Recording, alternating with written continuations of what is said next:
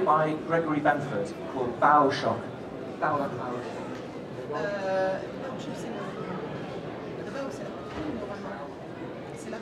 Oui, c'est ça. Donc, bon, il y a une histoire qui a été écrite, qui s'intitulait... Oui. Donc, la proue... le choc de la proue. Voilà. In this story, Gregory Benford, I should say, is a physicist himself. Et donc, dans cette histoire, Gregory Bancroft est un physicien donc lui-même. And in the story, they observe what they think is a neutron star moving very quickly, so creating a bow shock in the interstellar galaxy. Et donc, dans l'histoire, ils sont en train d'observer une étoile à neutrons qui tourne très vite et qui crée justement ce choc de proue à l'intérieur de la galaxie. However, it starts to behave strangely, and they finally guess that it could be a massive interstellar starship creating the same kind of shockwave. Et donc finalement, lorsqu'ils l'observent, ils constatent quand même que cet objet, qu'ils prennent pour une étoile à neutrons, se comporte bizarrement, et ils finissent par conclure que c'est peut-être une certaine forme de vaisseau spatial qui contient finalement des formes de vie qui sont en train de voyager vers la galaxie et que ça provoque cette interaction. Et dont l'onde de choc, effectivement, risque d'abîmer les étoiles aux alentours des trous où ils passent. Voilà, absolument. And the point of the story really is that the scientists have to expand their imaginations to conceive those hypotheses in the first place and then test them. Et donc, finalement, l'intérêt de l'histoire, c'est de montrer que les scientifiques ont parfois besoin d'élargir leur imagination pour poser des hypothèses auxquelles ils n'avaient pas pensé avant, de manière à pouvoir expliquer certains phénomènes, d'où les formes d'imagination nécessaires.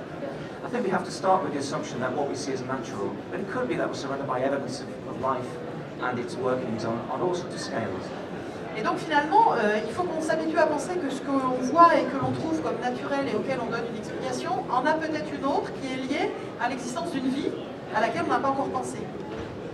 Oui, imaginez qu'il y ait des espèces vivant sur d'autres galaxies qui aient atteint un niveau de technologie tel qu'ils sont en train de reconstruire l'univers de la manière qui les arrange, voire de le réparer s'ils ont le sentiment que l'univers s'abîme. Et ça entraînerait quelquefois une explication, en tout cas de science-fiction intéressante, par rapport à certains des phénomènes que l'on examine. Personnellement, écoutez, moi j'ai écrit un livre avec mon ami Ayerdal dans lequel on partait de l'hypothèse qu'on était dans un petit bout d'univers chiffonné et qu'on le dépliait à la fin. Donc, en fait, de budget d'effets spéciaux, on peut se permettre d'à peu près ce qu'on veut en termes de science-fiction. Mais pourquoi pas? Je veux dire, ce qui est intéressant de se dire, c'est que le fait de voir tant d'étoiles dans le ciel, ça veut dire soit qu'il y a énormément d'étoiles, soit qu'il y a un petit nombre d'étoiles, mais qu'en fait, l'univers étant en quelque sorte chiffonné, on voit cette étoile, puis son reflet là, puis son reflet là, puis son reflet là, puis son reflet là, et qu'en fait, il y a 10 000 fois moins d'étoiles que ce que l'on voit, mais qu'il y a beaucoup de reflets et d'échos dans le temps et dans l'espace de la même étoile. On peut avoir soit des univers pauvres qui ont une structure complexe, soit des univers riches, mais avec une structure stable. Peut-être que je peux parler un peu de ça. Effectivement, il y a effectivement des modèles d'univers chiffonnés qui se replient sur l'un, etc. Il faut toujours penser tout de même en science, il y a la partie théorique. Le cerveau humain, le chercheur est d'ailleurs très fertile, mais très souvent il y a quand même des moyens, disons, de valider ou d'invalider de façon observationnelle ce genre de choses. Pour l'instant, disons qu'on n'est pas parti vers une validation des choses, pour être très simple. Par contre, pour revenir un petit peu à la question par Stephen, effectivement, on peut se poser des questions qui sont parfois même qui paraissent vraiment à nouveau de la science-fiction. Il existe des articles très sérieux, enfin, qui sont des articles qui passent sur dans des revues scientifiques, qui font une hypothèse assez extraordinaire de se poser la question si les céphéides qui sont des étoiles très particulières, variables, et qui ont une variabilité, une période très bien, suffisamment précise, pour que grâce à elles, on puisse mesurer la distance de ces objets, que ces céphéides, en fait, existeraient et auraient été construites par des civilisations. Alors, ce serait ce genre de choses, vous voyez, qui permettraient de jouer un peu le rôle de jalon dans l'univers, puisque les céphéides, on peut les voir, pour le coup, bien plus loin que la galaxie Andromède, on peut les voir jusqu'à la même la Vierge, déjà, on est en train de parler là de 3 à 5 millions d'années-lumière. Alors ça, c'est un premier point. Alors, il y a une autre chose, parce que souvent, et moi je trouve que les auteurs de science-fiction devraient aussi aller chercher dans cette affaire-là, en science, on a plein de paradoxes.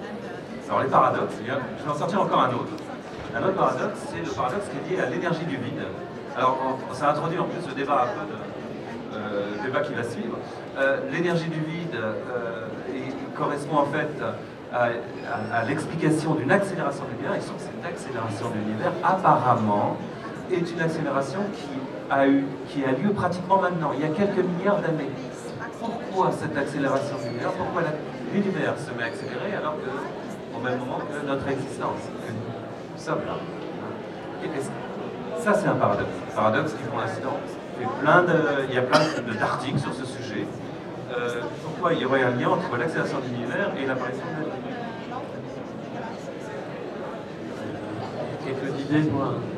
Moi, si j'ai une idée, en fait, je pense savoir pourquoi. C'est parce que depuis que l'homme est apparu, donc que la vie est apparue, en fait, on est seul dans l'univers, et l'univers nous fuit, parce que justement, on est incompatible avec tout ça. Sauf Andromède, hein, attention.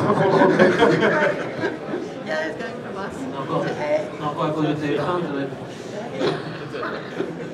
à cause de TF1, voilà. Voilà, alors peut-être que... C'est à cause de Sarko, en fait.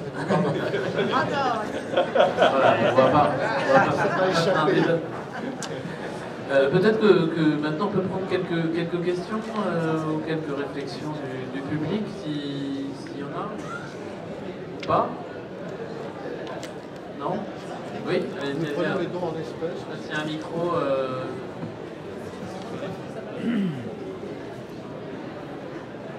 En fait, je voulais juste rebondir sur ce qu'avait dit Jean-Claude au sujet de la pertinence ou non de l'existence d'une vie extraterrestre et ce qu'il opposait à la directivité de la religion, mais à la limite, je voudrais poser la question dans le sens inverse. Est-ce que c'est pertinent pour une religion humaine de parler de la vie extraterrestre qui, de toute façon, sera très difficile pendant des milliers d'années de parvenir à mesurer d'une manière quelconque? Les jésuites l'ont fait. Il faut savoir qu'il y a un groupe de jésuites au Vatican, et c'est sérieux, qui publie des textes et des encycliques de propositions encycliques sur les contacts et l'évangélisation de races extraterrestres. Si, ça existe. C'est des choses pas de... Et moi-même, j'ai écrit et publié dans le fanzine de mon petit camarade ici, une nouvelle qui est constituée en fait de la description du kit d'exploitation d'un missionnaire, ça s'appelle Missionnaire de luxe exploitation kit, qui explique comment est-ce qu'avec un vaisseau, on peut se trimballer avec une cathédrale gonflable, qu'on gonfle avec le pot d'échappement du vaisseau, et des choses comme ça. Et j'ai écrit ce texte, je pense, en 89, et j'ai vu apparaître sur Internet les premières cathédrales gonflables, et je parle sérieusement, au début des années 2000. Voilà. Et donc voilà un des exemples où la science-fiction a réellement créé un objet technologique. Juste rappeler une chose, c'est bon là, on a dit religion, on peut dériver jusqu'aux sectes à partir des religions. Je tiens quand même à rappeler que le mandarum, avant sa mort, combattait les lémuriens par télépathie, qui en tuaient 800 millions toutes les nuits. Donc effectivement, il y a quand même chez des gens qui croient en quelque chose, et chez la scientologie, repose également sur la croyance qu'il y a des extraterrestres congelés en orbite qui nous dominent par télépathie. Donc, et n'oublions pas Raël. Voilà, on pourrait en citer plein comme ça, sans parler des lectures ufologiques de la Bible, qui sont totalement extraordinaires, qui nous expliquent par exemple que Sodome et Gomorrhe ont été détruits par des soucoupes volantes et des bombes nucléaires. Mais si, et que le casque des astronautes, l'auréole c'est le casque des astronautes, et que les géants de la Bible sont des extraterrestres. Bon. Donc on peut pas faire une coupure franche entre religion et barjotterie, c'est là que j'ai envie. Il y avait une autre question?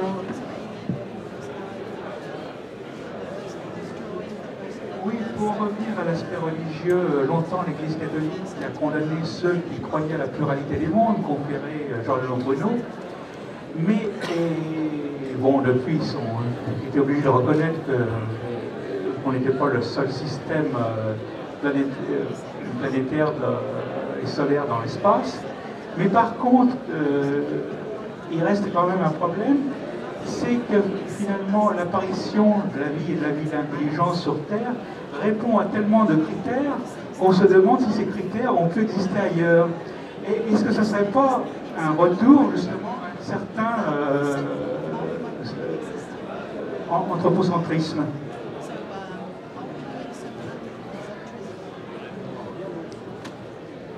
On peut répondre à... C'est sûr que science et religion n'ont pas toujours fait bon ménage. Hein. Enfin, science-fiction et religion, je ne sais pas, mais... Peut-être dire un mot.